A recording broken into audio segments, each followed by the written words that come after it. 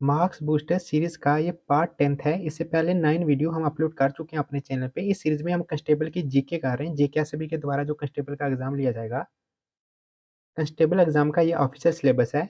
इसमें GK section में ये टॉपिक दिए हुए हैं आपके सामने। इन सभी टॉपिक पे हम वीडियो लाएंगे। अभी हम फर्स्ट वाला टॉपिक कर रहे हैं। इस पे पहले हमने लेक्चर में कंप्लीट किया जो भी इंपॉर्टेंट डेट्स हैं इंडियन हिस्ट्री में, फ्रीडम स्ट्रगल में, वो डिफरेंट डेट्स और इवेंट्स कंप्लीट किए। अब हम इस पे एमसीक्यू कर रहे हैं। तो हमने 200 एमसीक्यू कंप्लीट कर लिए हैं। चैनल को सब्सक्राइब कर देना। हम ये सभी जनरल नॉलेज जो आप देख रहे हो आपको यहाँ पे कंप्लीट करवाएंगे। इस जनरल नॉलेज की वीडियो आपको यूट्यूब पे फ्री मिल जाएंगी। अगर आपको पीडीएफ चाहिए तो आपको हमारा पेड बैच ज्वाइन करना होगा, जिसमें कंप्लीट जीके आपको मिलेगी जो 25 मार्क्स की है। इसका प्राइस है 399। बैच को ज्वाइन करने के लिए 9469360266 इस नंबर पे व्हाट्सअप करो। 200 एमसीक्यू हमने कर लिए थे। आज हम 201 से स्टार्ट करते हैं। पहला एमसीक्यू है, where did Mahatma Gandhi first apply his technique of satyagraha. तो महात्मा गांधी जी के द्वारा सत्याग्रह की पहली टेक्निक जो है वो कहाँ पे अप्लाई की गई थी? तो ये इन्होंने साउथ अफ्रीका में की थी। ऑप्शन डी इसका सही आंसर है। नेक्स्ट क्वेश्चन है, which are the following statements about Mahatma Gandhi view on Satyagraha is not correct. तो यहाँ पे कौन सी नॉट करेक्ट पूछा हुआ है। यहाँ पे सत्याग्रह पे कौन सी इनकी स्टेटमेंट जो है वो नॉट करेक्ट है। तो चलिए एक एक करके देखते हैं। पहली स्टेटमेंट है, it denotes assertion of the power of the human soul against social, political and economic dominance। तो ये करेक्ट है। हमें नॉट करेक्ट बताना है। It is the exercise of the purest soul force against all injustice, oppression and exploitation। तो ये भी correct है। It is the best weapon of the weak against the strong। तो ये जो है ये गांधी जी का व्यू नहीं था। तो ऑप्शन सी जो है ये रॉन्ग हो जाता है। तो हमें नॉट करेक्ट पूछा हुआ है तो हमारा ऑप्शन होगा ऑप्शन सी। नेक्स्ट क्वेश्चन है, which of the following were not one of the technique of satyagraha advocated by Mahatma Gandhi. तो सत्याग्रह टेक्निक कौन सी नहीं है इनमें से? देखो, अगर अहिंसा जो है ये इनकी सत्याग्रह टेक्निक नहीं है, ठीक है। फास्टिंग जो है वो है सिविल डिसोबीडियंस, नॉन कोऑपरेशन, तो ये इनकी टेक्निक थी। तो ऑप्शन ए जो है रॉन्ग है। तो हमें नॉट पूछा हुआ है तो इसलिए हमारा आंसर ए हो जाएगा। नेक्स्ट क्वेश्चन है, which are the following in not one of the reason why Mahatma Gandhi is known as the father of the nation. तो कौन सा ऐसा रीजन नहीं है जिस वजह से उन्हें फादर ऑफ द नेशन जाना जाता है? तो पहला है, he was universally adored, admired and respected by all castes, communities and classes. तो ऐसा नहीं है। ये यूनिवर्सली बात हो रही है कि ग्लोबल में हर जगह दुनिया में जो है उन्हें हर कास्ट, हर कम्युनिटी, हर क्लास ही फ्लो करती थी। ऐसा नहीं हो सकता। बिल्कुल यहाँ पे कंप्लीट उन्होंने बोल दिया एक्सट्रीम लेवल पे। तो स्टेटमेंट ए जो है ये रॉन्ग है। तो यहाँ पे नॉट ही पूछा हुआ था तो ऑप्शन ए ही हमारा है, इसका सही आंसर होगा। नेक्स्ट क्वेश्चन है, which are the following writers did not have a profound influence on the thinking of Mahatma Gandhi. तो इनमें से कौन सा राइटर है जिसका इन्फ्लुएंस नहीं था महात्मा गांधी की थिंकिंग पे? देखो, जो टोलेस्टो है इनका था, थ्यूरो, रस्किन। जो मार्क्स है इनका इन्फ्लुएंस नहीं था गांधी जी पे। मार्क्स का ये याद रखना। तो ऑप्शन डी रहेगा। What was the single most significant contribution of Sardar Vallabh भाई पटेल टू इंडियन हिस्ट्री? तो हमें सरदार वल्लभ भाई पटेल इनका जो मोस्ट सिग्निफिकेंट कंट्रीब्यूशन है इंडियन हिस्ट्री में वो बताना है कि कौन सा है। चलो देखते हैं statement. He was responsible for the acceptance of the Mountbatten plan by the Congress.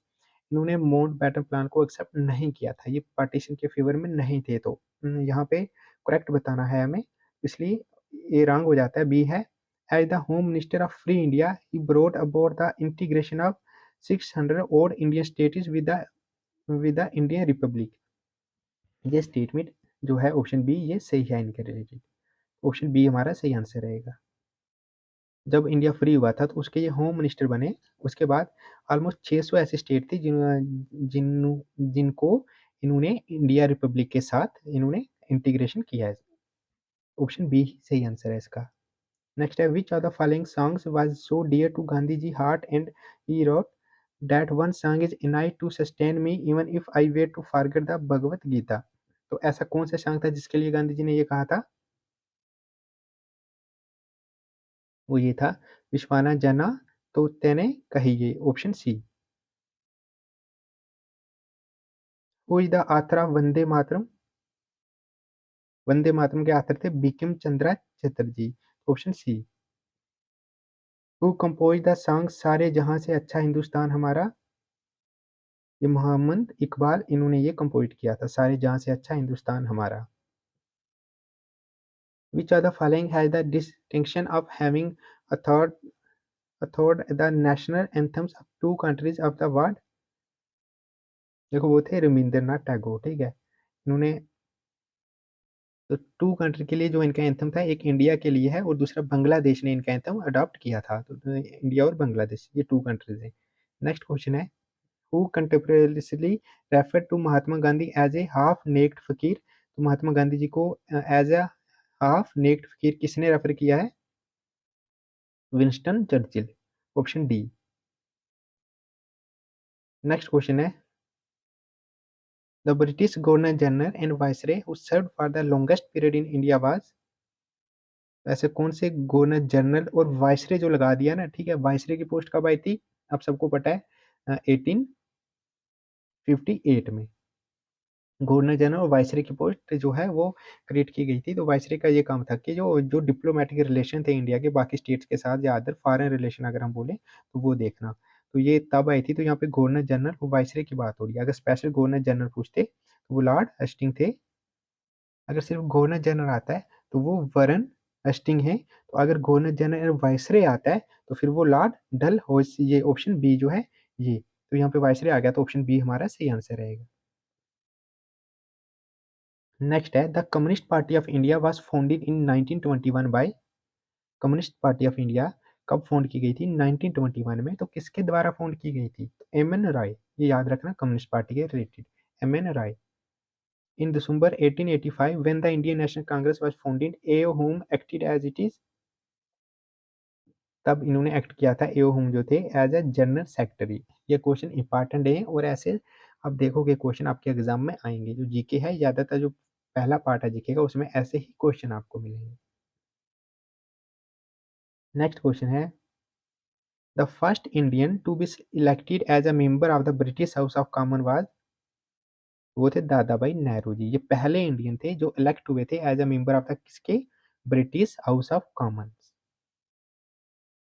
Next है, eminent Tamil poet Subramania Bharati was associated with which of the following movements of the Indian National Congress?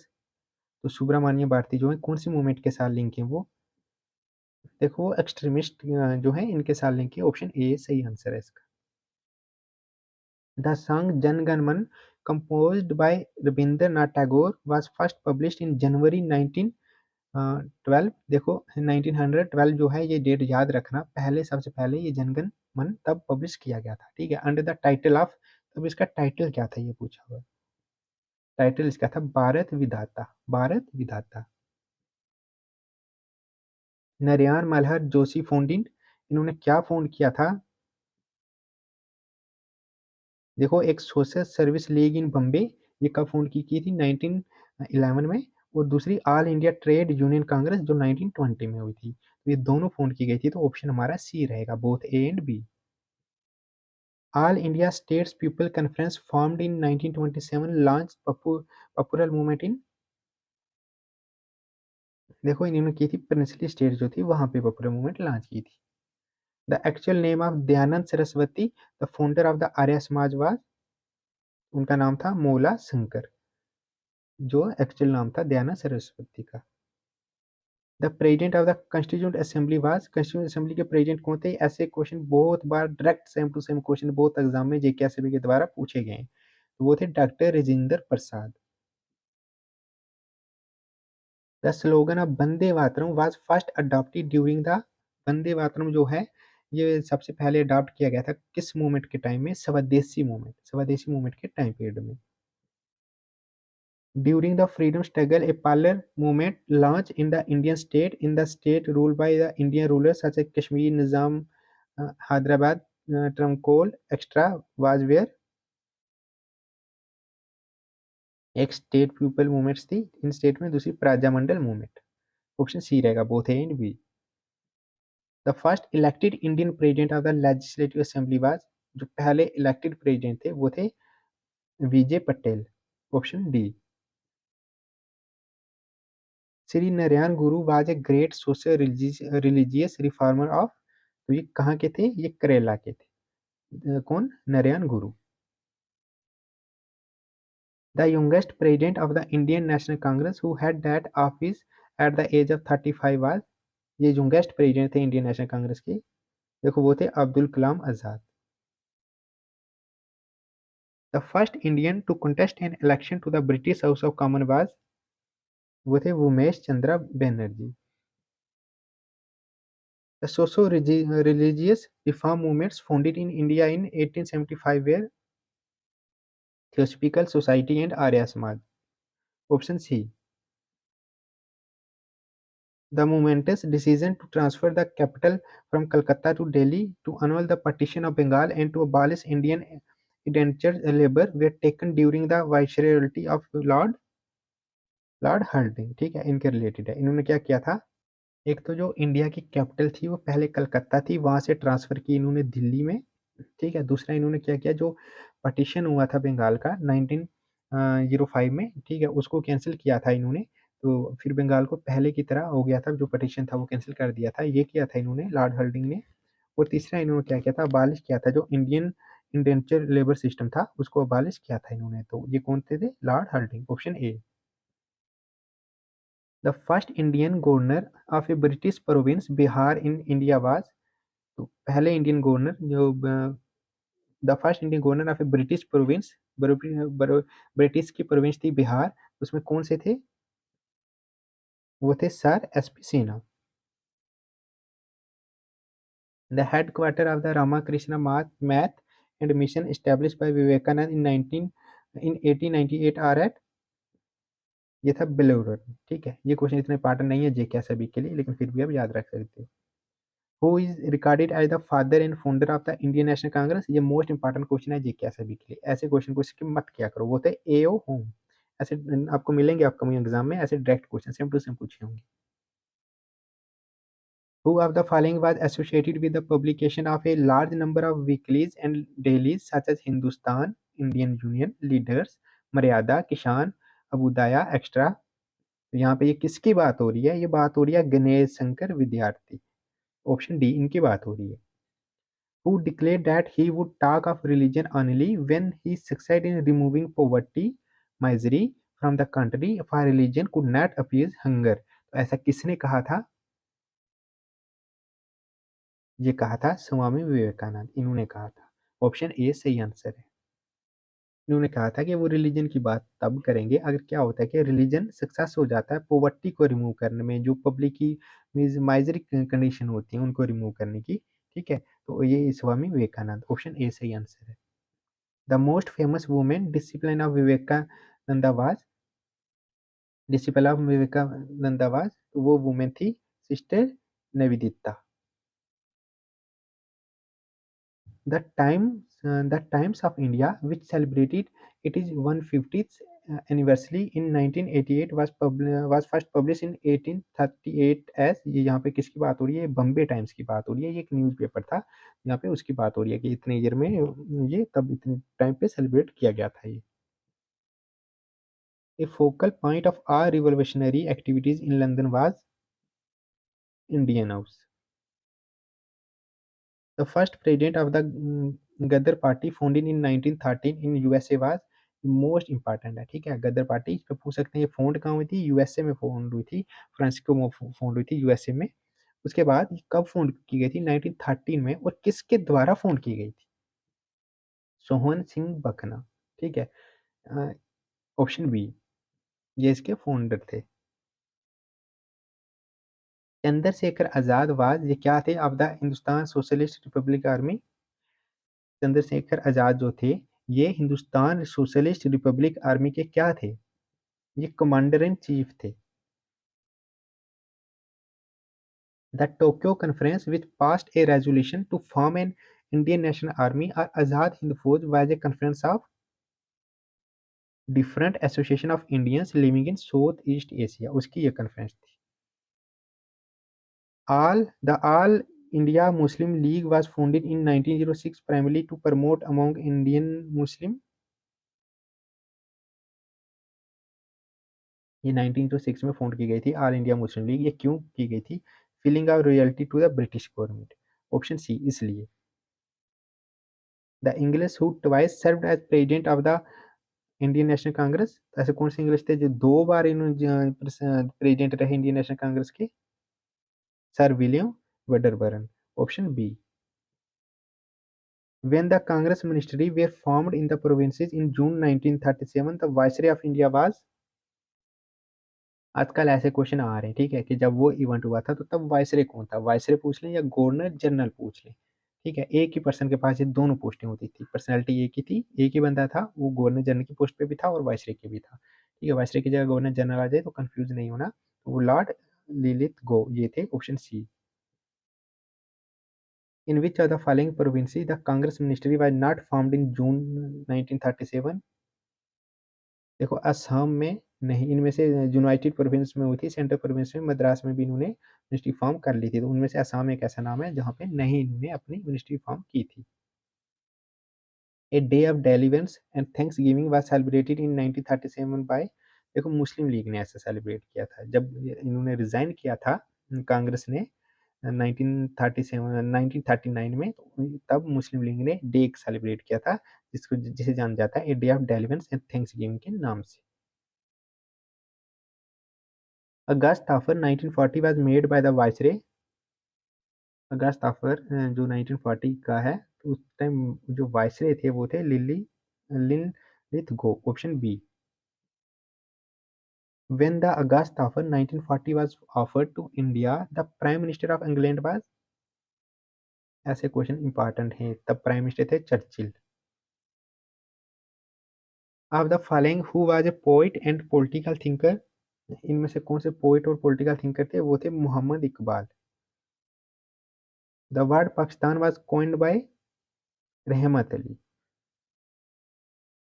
The Muslim League passed a resolution demanding the partition of India in the कौन से session में?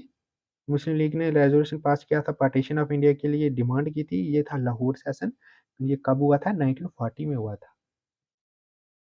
By the act of 1773 parliament granted A loan of, कितना loan दिया था east India company को इस act में? ये 4 लाख का लोन था, ऑप्शन बी 4 लाख। द लागू act was passed in the year 1773 में पास किया गया था। According to the regulating act directors were to be elected for a period of, तो वो 4 ईयर के लिए डायरेक्टर को अपॉइंट किया जाता था, ये regulating according to regulating act. As per the regulating act a governor general and 4 council were appointed for Bombay. The term of office fixed by Regulating Act for Governor General was 5 years. As per the Regulating Act, a Supreme Court was established in Bengal. Bengal में establish हुआ था। According to the province of the Regulating Act, the Supreme Court in Bengal consisted of the Chief Justice and देखो एक Chief Justice था और 3 others judge थे। Option D. The first Carnatic War in India was an extension of the Anglo-French War in, देखो वो था Europe.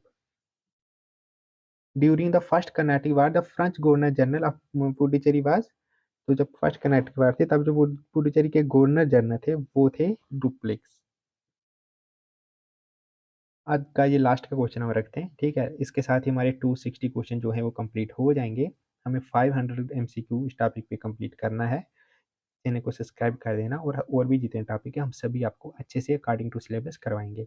Last का question देखते हैं। To establish French political influence in southern India, Dupleix had an opportunity in the disputed succession to the thrones of Hyderabad and Karnataka. Option B इसका सही answer है।